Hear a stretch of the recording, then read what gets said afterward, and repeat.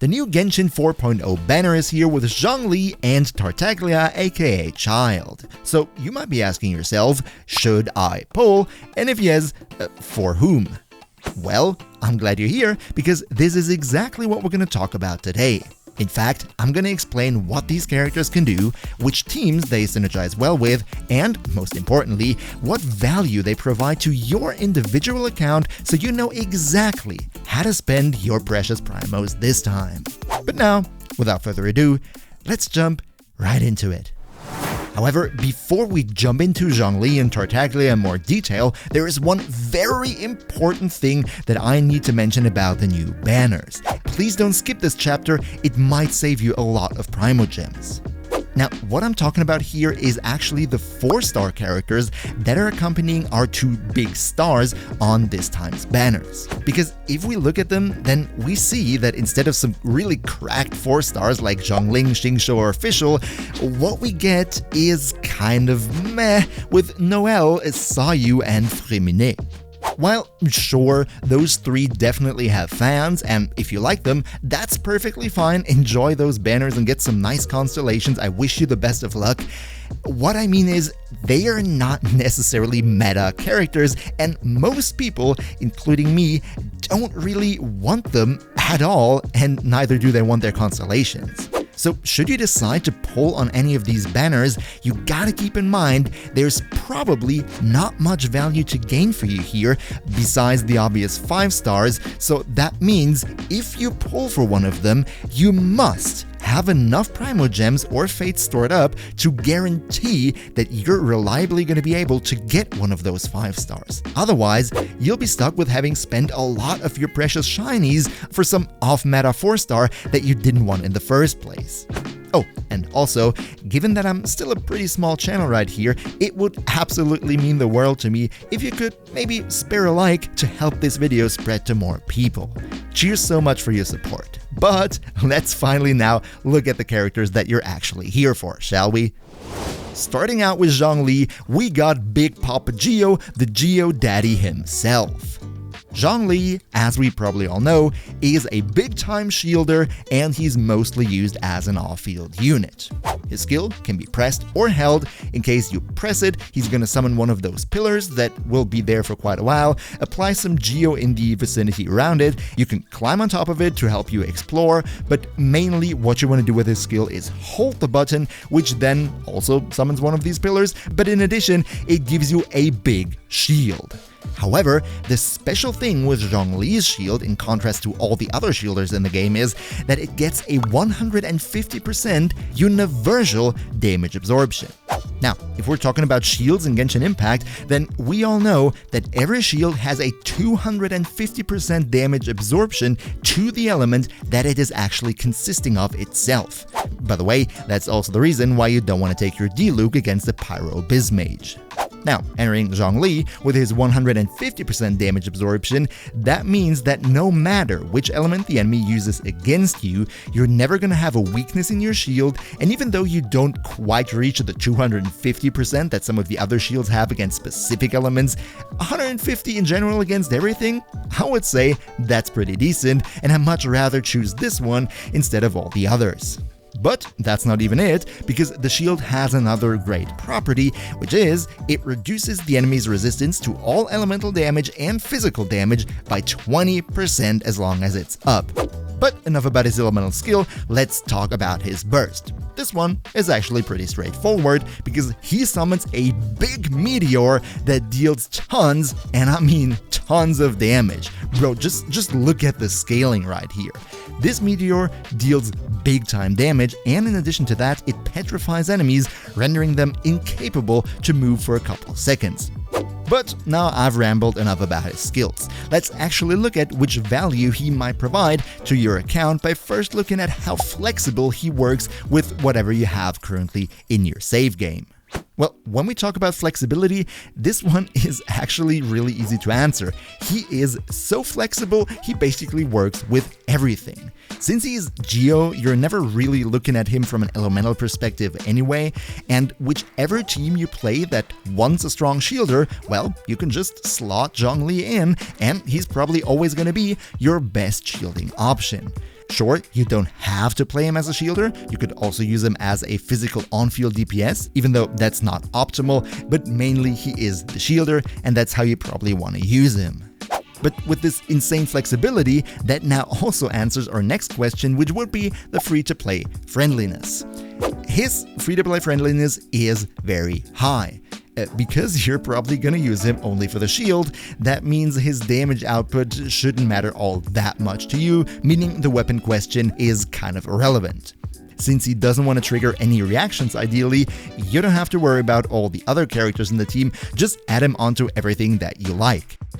But now that we've said all of that, what value does Zhongli actually provide to your account? You know, if you're in the more high-level area, you're doing stronger enemies, what it boils down to is usually always the same. Kill everything as fast as humanly possible. And you know what? Zhongli does not help you with this at all. There are 1,000 characters that would be better DPS-wise than him.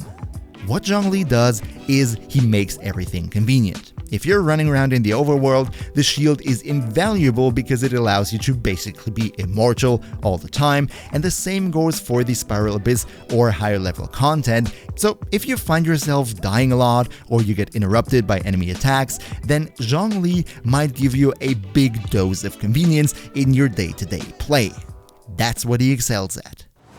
Now, with Zhongli out of the way, let's look at Childe aka Tartaglia. Childe is a Hydro main on-field DPS character, and this is kind of the funny thing, he uses a bow while actually being more of a melee character. This fact comes down to his elemental skill, because what it does is it switches him into a melee stance in which he pulls out 2 short water blades with which he strikes the enemies in melee combat. Now, this stance has a maximum duration, however this one is so long that the combat is probably going to be over by the time that it runs out. However, you can switch it off before to get a shorter cooldown. So what this all means is, yes, he is a bow character, but thanks to his elemental skill, you're probably always going to use him in melee combat. Now, his elemental burst is a bit special because it has 2 different modes. If you're in melee mode, then Childe does a round slam hitting all the enemies around him, dealing big hydro damage. However, if you cast the burst in bow mode, the damage here is a bit lower than in the melee mode. However, with the bow mode, it actually refunds a portion of the energy that you spent on the casting of the burst. Now, I'm no expert on playing Tartaglia yet, but I personally prefer the melee version because it deals way more damage in a big slam, and with an energy cost of just 60 for such a powerful burst, the refund of energy that you would get from the bow mode is, in my opinion, not really that needed. Due to the cooldown of 15 seconds that the burst has, having all the energy in the world doesn't mean anything if you still have to wait for 15 seconds before you can unleash it again. But now that we kinda got a little feeling for how he might play, let's talk about the teams that he excels in. And when we talk about teams, I have good news for you because Childe is very flexible. In fact, I would argue he is the go-to on-field solution for basically every team that wants a Hydro on-field main DPS. The reason that he is so good is not only that he deals crazy damage, but also the way that he applies Hydro all around him. This is unseen with other Hydro on-field units, like for example Ayato. And that then directly also brings us to another great synergy, and that would be with specifically Xiangling. Now, if you know anything about Xiangling, then you know how absolutely cracked she is and how she excels in a strong vaporized team. The problem with Xiangling and other Hydro on-field units, however, is, let's say with Ayato for example, Ayato applies a lot of Hydro, which is good for Xiangling, but he only does it in a cone in front of him. Enemies to his side and behind him don't really get hit by his elemental skill. However, Xiangling's burst, her Pyronado, goes all the way around you, meaning it also hits enemies behind you and to your sides. So if you want to vaporize a lot and get the most out of her elemental burst, then you want to make sure that all the enemies around you are applied with Hydro. And with Childe and the way that his Riptide stacks and the AoE explosions and his round slam work, he ensures that no matter in which specific direction he currently attacks, all the enemies around you are being hit with a lot of Hydro, helping your Xiangling to vaporize everybody around you. In fact, now that I think about it, a couple of days ago I made a video on the best 4-star characters for free-to-play players, and Tartaglia would basically fit all of them really nicely.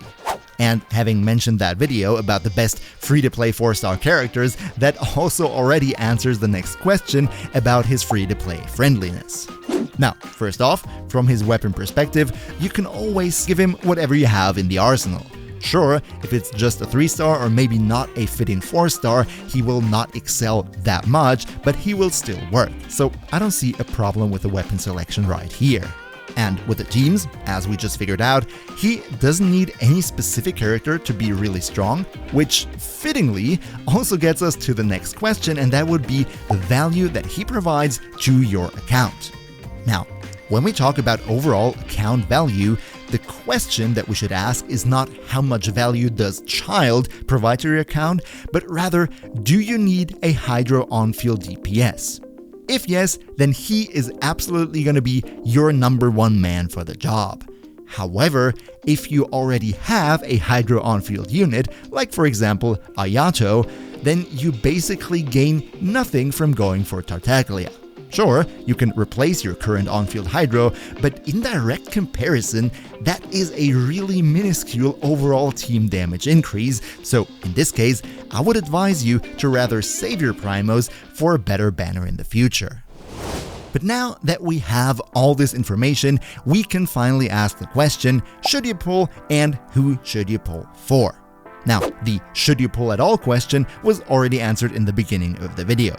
If you can ensure that you have enough Primos or Fates stored up that you can get one of these 5 stars reliably, then I would say you're free to pull in the first place. As for who you want to pull for, as always, if you specifically want or already made up your mind about those characters, then by all means, just go for them and have a lot of fun. I wish you the best of luck with your wishes. But if we talk objective value, then if you want a Hydro on-fielder, then Tartaglia is probably the best option in the game right now. Absolutely go for him. However, if you already have a Hydro on-fielder, like Ayato for example, Tartaglia doesn't add much. And what about Zhongli? Well, most high-level content in the game wants you to kill enemies really fast instead of trying to survive as long as possible. This is why Zhongli doesn't really add anything to you from a meta standpoint. He's just really convenient to have in your team because he makes you pretty much untouchable from anything. So if team damage output is your current problem, then Zhongli is not going to help with that. However, if you're happy with your team damage, but you're bothered by all those enemies constantly ping-ponging you around, then by all means, Zhongli would be a great option to give you that convenience. So, all in all, there might be quite some value in this banner's 5 stars, but especially if you're a free-to-play player who doesn't necessarily swim in Primogems, you absolutely must check out my guide on the best free-to-play characters right here. Good luck on the polls, I hope to see you all in the next one, and until then, as always, travel smart.